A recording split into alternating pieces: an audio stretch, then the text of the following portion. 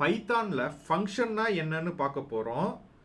அதுக்கப்புறம் வந்து ஃபங்க்ஷனை எப்படி கிரியேட் பண்ணுறதுன்னு பார்க்க போகிறோம். அப்புறம் அதை எப்படி கால் பண்ணுறது அப்படிங்கிறத பார்க்க போகிறோம்.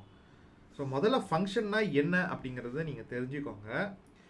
இப்போ வந்து ஃபங்க்ஷன்னா ஒரு மிஷின்னு வச்சுக்கோங்க. இப்போ அந்த மிஷினுக்கு வந்து நம்ம ரா மெட்டீரியலை கொடுக்குறோம், ஓகேங்களா? அதுதான் இன்புட். அது நம்மளுக்கு ஃபினிஷ்டு ப்ராடக்ட் கொடுக்குது இல்லையா, அது அவுட்புட்.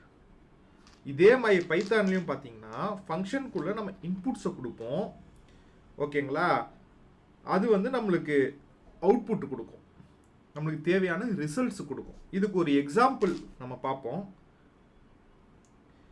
உதாரணத்துக்கு நம்ம ஒரு ஈக்குவேஷன் எடுத்து வச்சுப்போம். உதாரணத்துக்கு நம்ம இந்த ஈக்குவேஷனில் பார்த்தீங்கன்னா இப்போ இந்த ஃபங்க்ஷன் உள்ளே இருக்குது. ஸோ இந்த ஃபங்க்ஷன் வந்துட்டு நம்ம இன்புட் டயாமீட்டரை இன்புட்டாக கொடுத்தோன்னா